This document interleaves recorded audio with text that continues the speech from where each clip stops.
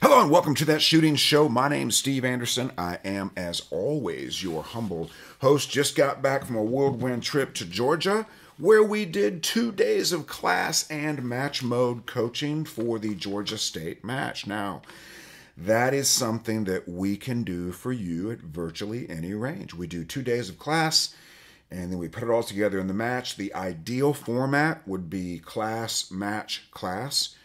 That would be ideal. So it'd be ideal to get 1 day of class in, go shoot the match, and then go do another day of class when the match is over. That's my preferred format.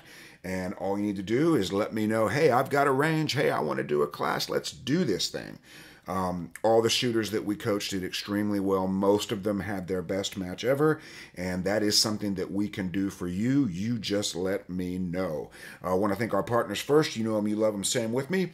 Walther Firearms is the title sponsor of this program and of AndersonShooting.com, and the PDP steel frame is the finest production type pistol you will ever have in your hand. And if you don't like it for any reason, that'll be your fault. That won't be the gun's fault. But Walther will give you a money-back guarantee if you do not like it for any reason. Targets USA, as you know, manufactures the finest steel targetry on the planet. It is portable. It is affordable. It is the very best. We got to use or see the Targets USA Holy Monkey. It's a diabolical swinger that does some different things, and I believe every shooter on our squad got 2 good hits on it. Targets USA, check them out. CR Speed, as you know, makes the finest gun handling gadgetry you can wrap around your waist or anywhere else. CR Speed mag pouches are the best. Holsters are reliable. Everything is great. And the match was recorded using the AMG-Lab.com Commanderson timer, which continues to turn heads and blow minds by putting the time into the tablet. OutdoorDynamics.net, as you know, remanufactures the finest competition ammunition you can dispense from a Freedom Seed dispenser. And you also know that Hunter's HD Gold is the only eyewear that I wear. And I am aware that I are wearing it right now. And of course, Shooting Sports Innovations is a lot to type because there's a lot to see when you finally get there. So go check that out. All right, as always, I want you to go check out upcoming classes at AndersonShooting.com to see where we're going to be, what we're going to be doing.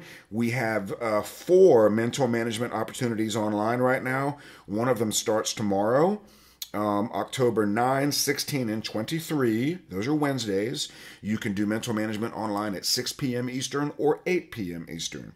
Got a couple of slots available for both of those, and we just added November 7, 14, and 21. Those are Thursdays. We're doing that one at 6 p.m. Eastern and 9 p.m. Eastern for the West Coast folks. So if you're on the West Coast, you've been wanting to do mental management for a while, 9 p.m. Eastern is 6 p.m. for you. That's the latest we can do it.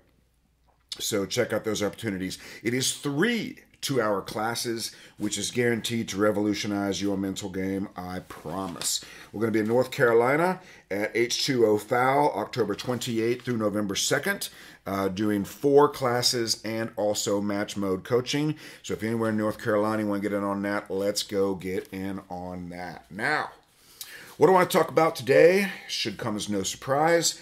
I want to give you sort of a broader view, maybe than normal, about how the mental game impacts practice and competition, right? So practical ways that you may not be aware of that this stuff is influencing your competition performance, and give you some things you can do in training to really turbocharge that training. We want that done for you. So the Georgia State match just finished up, and everybody is reviewing the match results. How did I do? Okay, well, the first thing you want to do is go into Practice Score Competitor, and I want you to remove the mental errors. Now, how do you know if an error is mental or technical? Well, it's technical if you do not possess the skill to make the shot. For example, if you had a mic on the Holy Monkey or on one of the other swingers, that's probably going to be technical. You just don't know how to shoot that target. That's something you need to learn how to do. That match was pretty hosiery, a lot of close targets. There was only one partial in the entire match that I can remember. Everything else was open targets. So if you had trouble on those and they're at 20 yards, that could be technical or it could be mental. A technical error is something that you simply don't know how to do. A mental error is something that you know how to do and you just weren't able to do it for some reason. And for most of you listening to this program, the errors are going to be mental. So you go into Practice Score Competitor, and you highlight your name, you do a little half drag over, it'll say more, and then you can go in and you can edit your scores. You can literally remove the technical errors, the errors. Most will be mental, but you can remove the errors. You can take out the mics, take out the deltas. You can shave the time if you had a malfunction or some other time suck. But you can literally do that and see how it affects your placement. I want you to do that. Right? That way we know what we need to work on. I had a call today with a guy. We did that, and he went from, I believe, roughly mid-20s to 19. Let's just use round numbers here. He went from 27th place to 19th place. And all we did was removed a malfunction, and we removed mics. That's all we did.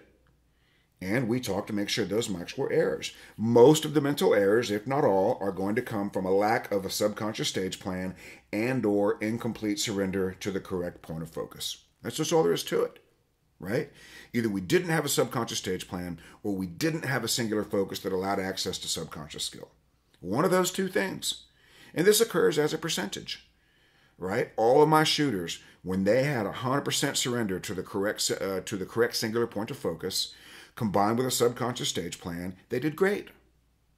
They did great. And if that number got below 100%, the satisfaction with the performance, I gotta fix this collar. The satisfaction with the performance got under 100%. Okay? And you have to understand that anytime speed is consciously controlled, this will, by definition, not be a subconscious performance and will not give you access to your skill. Right? So literally, controlling speed prevents access to skill. We've got to understand that. We've got to quit doing it. It is the number one biggest mistake in the sport, conscious control of speed in competition. If you're ever tempted to push, if you're ever tempted to, throttle back, slow down, and get your hits, these will always be errors. Okay? Did it ever happen? Was there a stage? Was there a couple of stages where you consciously controlled your speed? You sped up or you slowed down for some reason. If you sped up, it's because you're afraid to be slow. If you slowed down, it's because you've got a history of poor accuracy in the past. And I'm telling you, speed and accuracy are not as related as you think you are. Now, if you came out of this, or any match, with close to 100% mental performance, and you still didn't get what you wanted, you're going to be highly tempted to make the biggest mistake in mental management. To quote the mighty Jim Palmer, got to put some speed on it. I can't do his accent. He's got this phenomenal George W. Bush accent I can't quite do. But this will work even better. I'll put a little speed on it. It's a mistake. Adding speed to a proven mental process breaks down the mental process that was proven before you put speed on it. Consciously controlling speed will always be an error, and I can retire when everybody understands it. Now, if you come out of it deciding you need to go a little faster, the big irony here is going a little faster is literally what caused the errors that we just removed. So let's not go back down that road. Let's not go back down the road that literally caused the errors that we just removed. Let's not do that. Now, until you are able to produce a 100% mental performance, I'm not going to make the blanket statement, pardon me, that you're wasting your time training, but you're getting pretty close. You will not solve mental problems in training by itself. The errors we removed are not things that you couldn't do. They are things that you chose not to do because doing something else became more important. And we're talking the vast majority of the time about the second shot on a paper target. In the case of this match, the vast majority of the time, the poor shot was the second shot on a big old fat open paper target. And most of them were inside of 15 yards, the vast majority. Okay, that's not technical skill. That's 100% mental. The skill is not the issue. The access to the skill is the issue. Okay? And you will only get a match with a high percentage of a mental game when you use some kind of system. Okay? I'm going to advocate for the mental management system. But anybody out there that's having success, that's talking about something slightly different, most people won't because they know it's not duplicable. They don't understand it. They don't really understand what they're doing. But what you're going to find is they're in control of what they're thinking about. They've identified the right thing to think about before they shoot or while they're shooting. They have sufficient skill for the task, and their self-image either knows they're going to be successful or at the very least is not worried about the results. And you don't have to believe me. I've told you guys this many times. Tell me about your best shooting. Okay, super easy. I knew the stage inside and out. I wasn't thinking, and I didn't care. Well, that's great. But how do we duplicate that? How do we duplicate that when we are thinking and we do care? That is what I can help you do. Okay? The best way to quit worrying about results is to pre-accept them. I know that's easier said than done, but there's 4 levels of pre-acceptance. Don't care, tough to get to at a big match. It is what it is, a little easier to get to. Hey, I've been training really good. I'm working on my mental process. I'm going to go to this match and see what happens. And it is what it is. Okay? The third way you can accept the results is I'm going to do very well. And that's fine. I'm going to execute my process. I'm going to follow my system. I know I'm going to do well. That's a pretty easy one to get to. The last one is awesome, but it can't be faked. I know I'm likely to win this match inside my class, inside my division. Okay? And if we're not shooting open or PCC, let's quit talking about overall. If you're not shooting open or PCC, I don't want to hear about overall unless we've already discussed your division. Now, if you want to come to me and say, hey, I won my division, I won my class, and look how good I did in the overall. Or if you're not shooting open or PCC and you do win overall, let's talk about that all we want. But until those conditions are present, I don't care about the overall. It's not relevant. It's a different sport. Now, you've got to use some kind of a system to get there. You guys know that I'm a huge fan, obviously, of the mental management system. But what we're going to have to do is find a way to get a subconscious stage plan. And by the way, your plan doesn't matter very much. As long as you're not so new that you're doing dumb stuff, your plan is not that important. It's just not. Now, if you're so new that you're doing dumb stuff, that needs to be addressed. But the vast majority of listening to this program, if you've been shooting the sport for over a year, you've already figured out the kind of dumb stuff you need to avoid. Standing reloads, extending the time spent not shooting so you can go your favorite direction, not even considering going the other direction. Right? This is dumb stuff that most of you aren't doing. So if you're not doing dumb stuff, your stage plan doesn't matter that much. And if you are splitting hairs, by definition, that means it doesn't matter. If you're agonizing between going left or going right and you don't see an obvious benefit to one or the other, it doesn't matter. It's so close it doesn't matter. Your execution will be far more important than your plan. So we got to get a subconscious stage plan. We got to have a low amount of conscious thought. 0 is the best amount of conscious thought, but that's hard to get to by itself. And we need to have some level of confidence regarding ourselves, the match, and that stage. So when you control what you're thinking about, you have a subconscious stage plan, and you have some form of confidence in the match, yourself, and or your plan, that's when you do your best shooting. But we've got to duplicate it. Now, mental management always works to the extent that it is applied. And I would say there's probably only about 50% of mental management graduates that are utilizing the entire system.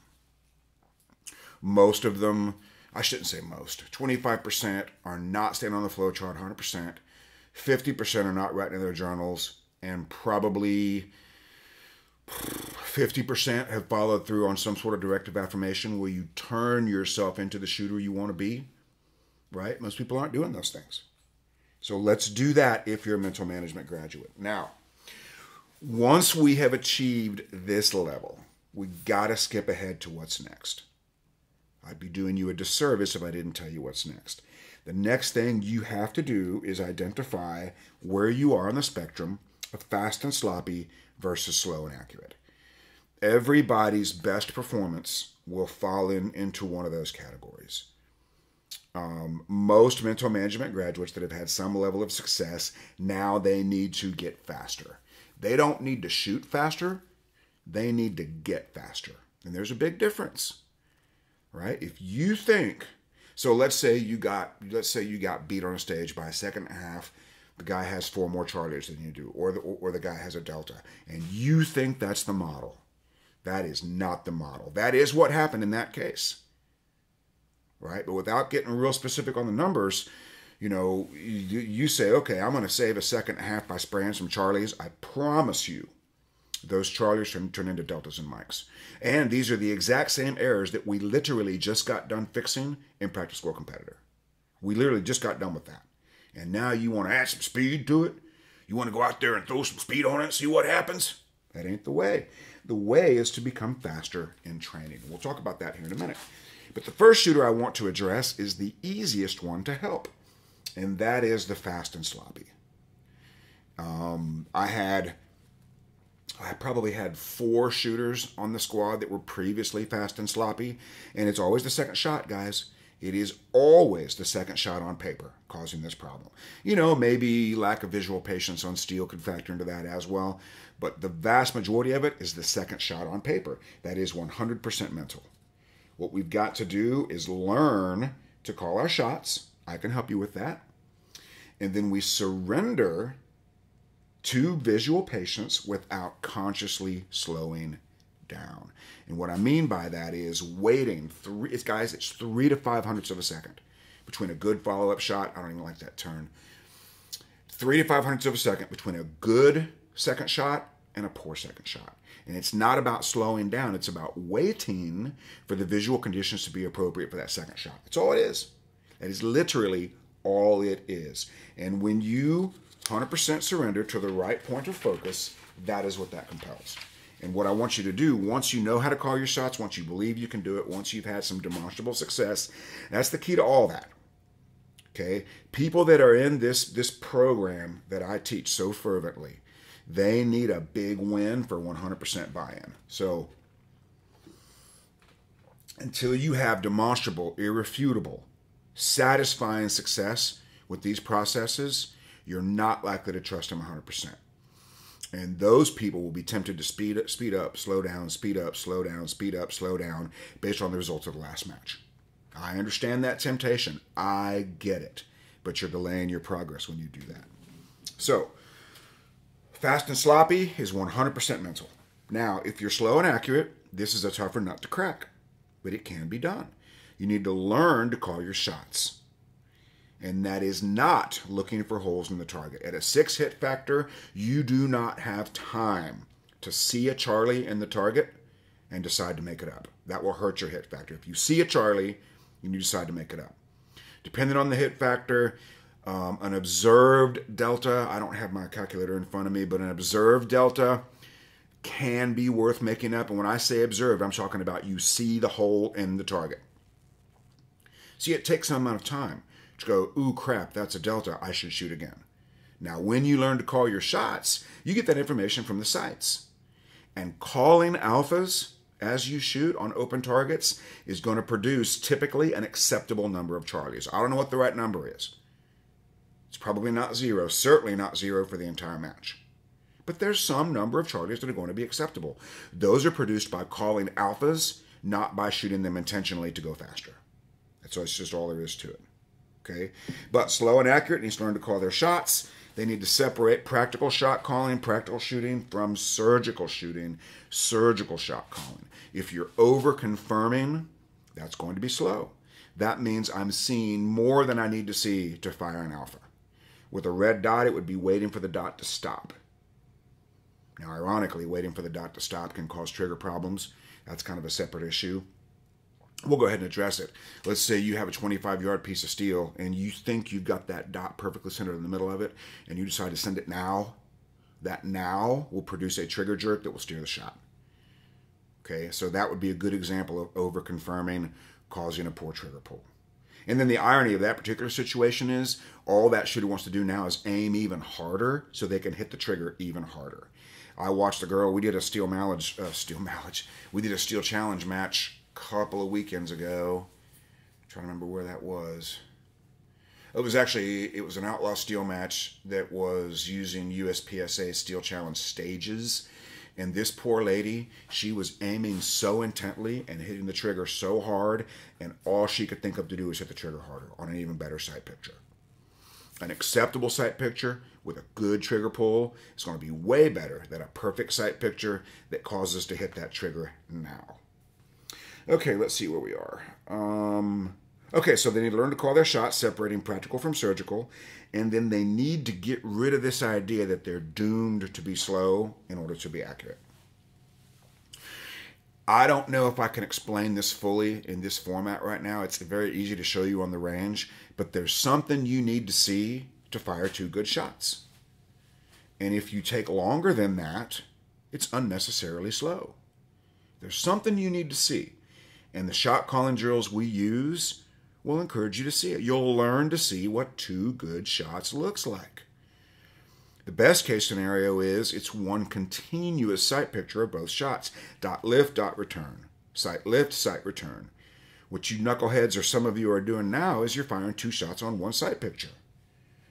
Well, if it's one sight picture, it better be a continuous sight picture that features lift and return. And on close targets, you don't necessarily need to see and or know the exact moment of lift because the dot will stay in the A zone. And you can see that. You can see it because you are calling your shots. Okay? Now,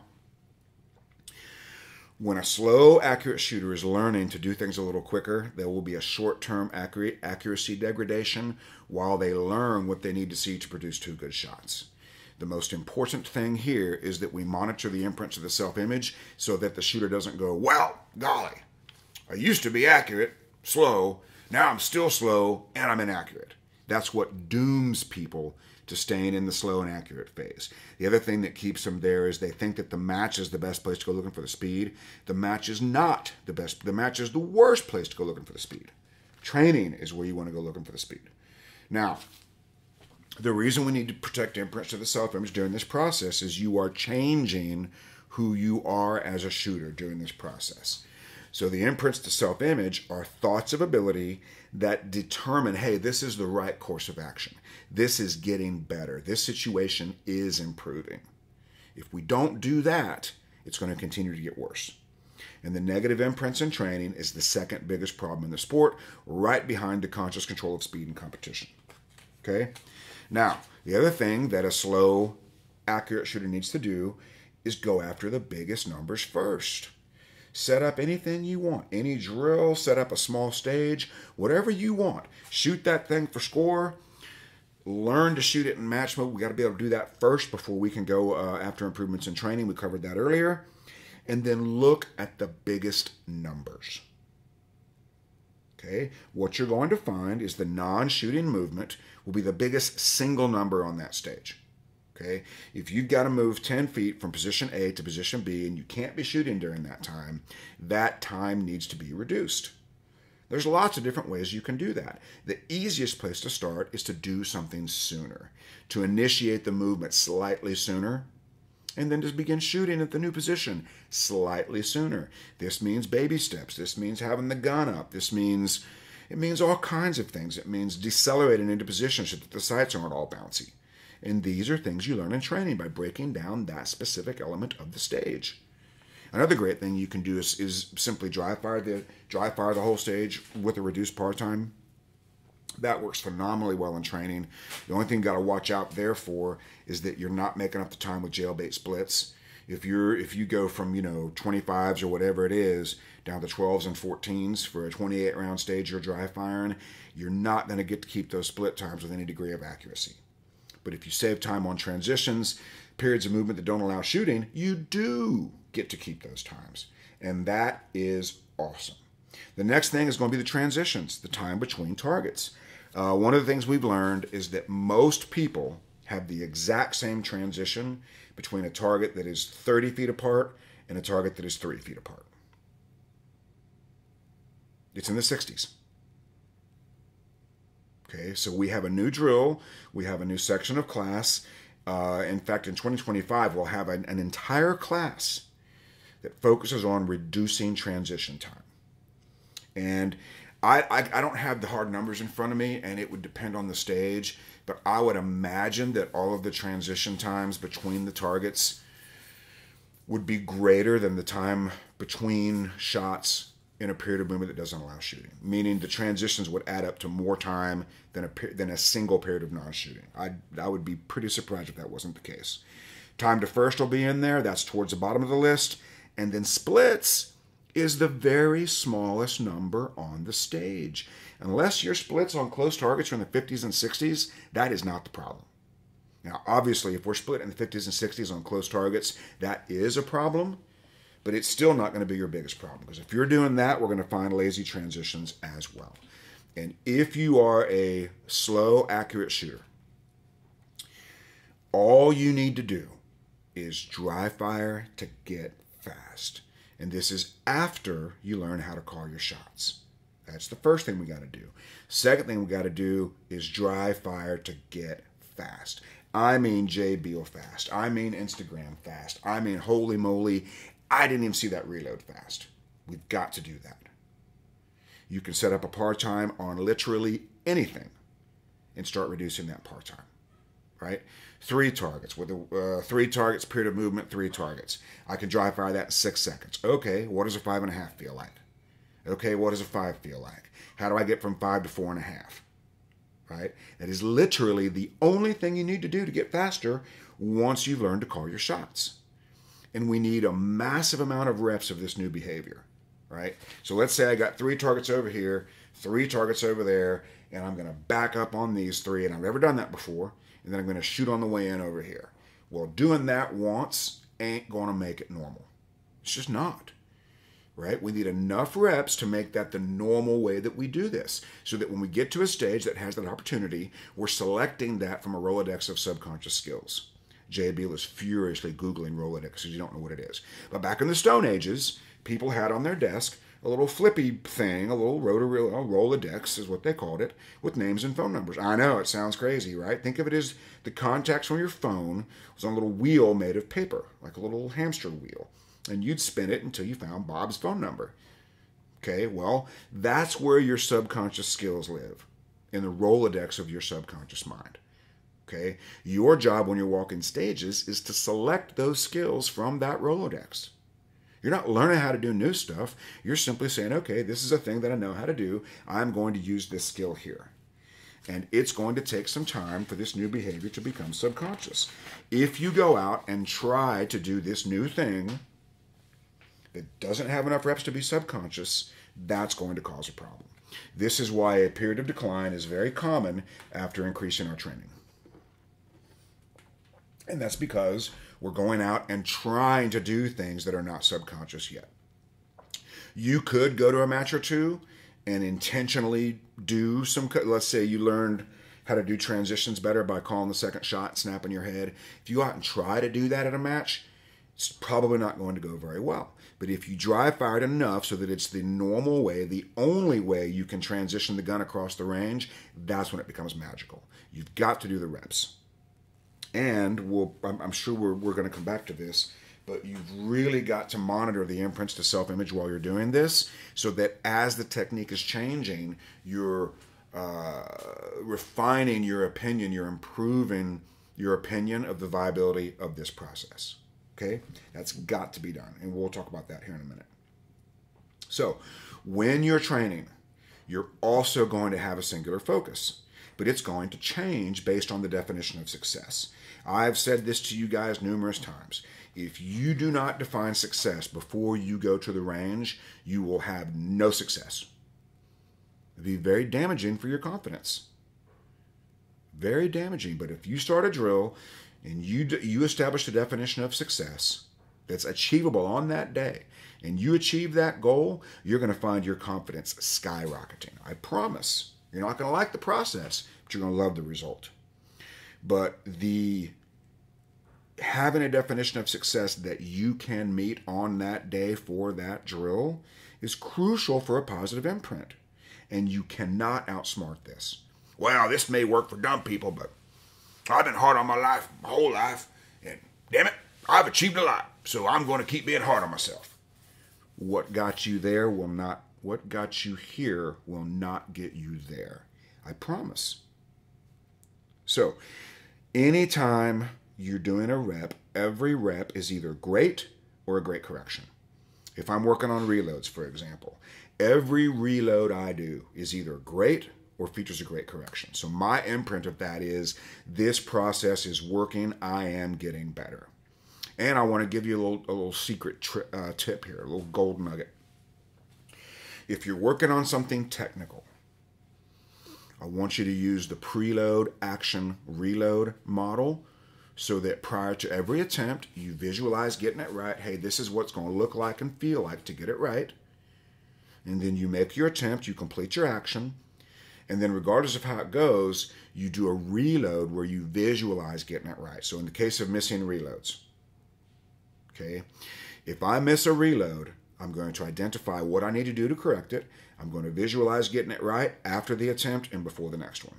So I'm guaranteed to get it right at least 2/3 of the time. Guaranteed. Okay? But you need to separate speed and accuracy in training because they can only be improved separately. What I mean by that is it is very easy to go out to the range and get more accurate. That's just a function of sight or trigger. Grip, we'll talk about in a minute. It's very easy to do that. But if you put that on a timer, especially while you're learning a trigger prep or gentler on the trigger or something along those lines, if you put that on the timer, you're immediately going to go, well, yeah, I got more accurate, but I got slower. And that means you're going to keep speed and accuracy mutually exclusive, right? You're going to say, well, I can be fast, but I'll be sloppy. I can be accurate, but I'm going to be slow. Those designations, those imprints to your self-image is what's keeping in one of those two categories. And by the way, this just reinforces the fact that fast and sloppy is a much easier nut to crack than slow and accurate. Much, much easier. And if you've got a club of slow and accurate shooters or a club of fast and sloppy shooters, I would love to come do that with you because I can fix them both. But slow and accurate's a little bit tougher nut to crack. Accuracy can only be sight or trigger, and in the case of speed, initiating the action sooner in most cases is all you need to do to get faster. Well, my foot speed's no good. Okay, well, maybe it is, maybe it isn't.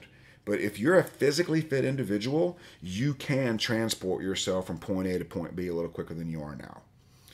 And if we talk about a 10-foot move, 10 foot you can get pretty close to 100%, but you probably, for 6 feet for sure, you cannot get to 100% of your physical capability and back down to a shooting position in 6 feet. It's not possible. But what you can do is save a half second by leaving sooner, half second by shooting sooner, before you get a complete setup. Meaning you're going to be leaving without a perfect setup and you're going to be shooting without a perfect setup. This is easy to do and is the easiest way to save time for short periods of non-shooting movement. Easy, easy, easy. We can show you how to do that. Now, we got to talk about grip because a lot of people think that grip is related to accuracy. The only thing a good grip does is return a sight to an acceptable sight picture sooner. It does do that. It does. You can reduce your splits with a great grip only by letting the gun return to an acceptable sight picture. Now, the only difference between predictive shooting and reactive shooting is the predictive shooter knows the sights are going to be there. It isn't that he's not seeing them or she's not seeing them. It's that they know what those sights are going to do in every condition. And what they're doing is they're shooting before they have to confirm because they're seeing it happen sooner. Okay? Most of the work I do is convincing people that predictive shooting is not a 100% thing. And the more you want to get into predictive shooting, whatever you think it means, the more rounds you need to fire because you can't learn predictive shooting in dry fire. You can only learn true predictive shooting, as I understand it, with a large amount of ammunition. Okay? But whatever your grip's going to do, it needs to be subconscious. Thinking about your grip is not ideal for the vast majority of shooters. The only way thinking about grip will work is if stage plan, sight picture, and trigger are 100% subconscious and reliable. Then you can think about grip all you want. But for most people, when they think about grip, they stop getting acceptable sight pictures because they think this perfect grip will let them shoot doubles with impunity all the time. Does not work that way. And you know it. You keep trying to do it, but you know it's not working. Okay? All right. Any changes to technique must be subconscious before they appear in competition if you don't want to go through a period of decline. And what you've got to do, there's no substitute for this, a massive amount of reps with a massive amount of positive imprints. That is the only way to get a new or enhanced technique into the subconscious where you can actually use it. There's no other way. Massive reps with positive imprints. And by the way, the reps don't need to be perfect. 10 perfect reps of a new or improved skill is pretty useless. 100 acceptable reps of a new or improved skill with positive imprints that demonstrates that, hey, this is getting better. You can't lie to yourself, right? You can't do a poor draw or a poor reload and convince yourself it was perfect. I'm not asking you to do that. I'm asking you to control the opinion of the process so that the imprints are positive or productive. This is getting better. I am doing the work. I am seeing some improvement. So all I'm asking you to do. Doing it the other way, beating yourself up, isn't going to work. Okay? And last but not least, number 15, the power of positive or productive imprints during the stage planning process cannot be overstated. I'll state it again because it cannot be overstated. I'm going to state it twice, which will not be close to overstating because overstating is not possible. Walking the stage with an idea of this is what I am going to do and I can do it is what we mean by positive imprints during the stage planning process. Right? The Holy Monkey we saw in Georgia, most of the people that had trouble on it knew they were going to have trouble on it. I've never shot this before. This is really scary. I'm probably going to screw it up. As opposed to, hey, this first presentation is pretty generous. I'm pretty close to this. Shouldn't be a problem. Now, that doesn't guarantee that the status of the imprint is what's going to happen, but the status of the imprint is what's going to happen most of the time. Most of the time, if you possess the skill. So positive imprints during the stage plan are more important than the stage plan, once again, as long as you're not so new that you're doing dumb stuff. Okay? The bottom line here is we've got to fix the mental game before training is powerful. And then once we're able to shoot a match with 100% mental process, call it match mode. If you haven't done mental management, call it 100% mental management if you have. Until you can do that for most of a match, your training is not going to be that helpful because most of your errors were mental. And then you got to understand that the mental game is always evolving in training.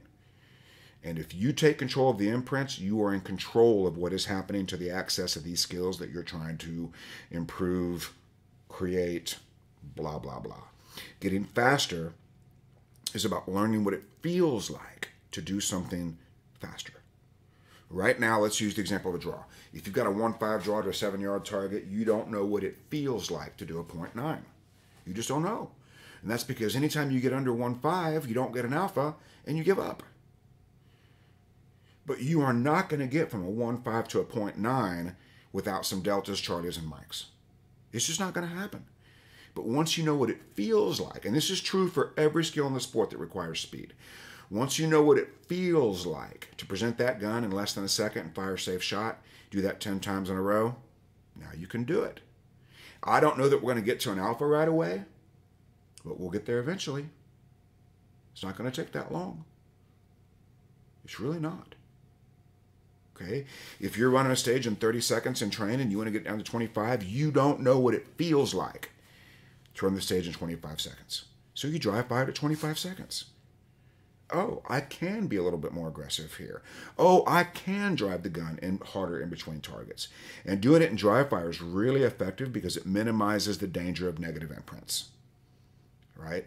When you dry fire a stage or a drill or whatever it is you're doing, the danger of negative imprints is lower because there's no mics or deltas to look at. It could still be done, and live firing it in speed mode is actually really effective, but you have to be careful about the imprints. If you go from 30 seconds all alphas to 25 seconds with a mic and a couple of deltas, is that good or bad? You've got to make that decision ahead of time. Hey, I'm looking to experience a 25-second run. I'm not super worried about the accuracy right now because I'm training technical skills. Remember, accuracy, most of it's mental. Speed, most of it is technical. And we don't evaluate the other while we're working on the one. Okay? All right, hope you've enjoyed today's program. Once again, please go to andersonshooting.com, look at upcoming classes to see the mental management opportunities and the range opportunities. We are in the process right now of booking a bunch of stuff for the end of the year and for 2025, so keep an eye on that. And as always, if you want a free class at your range, you can be the class sponsor and you can get that class for free.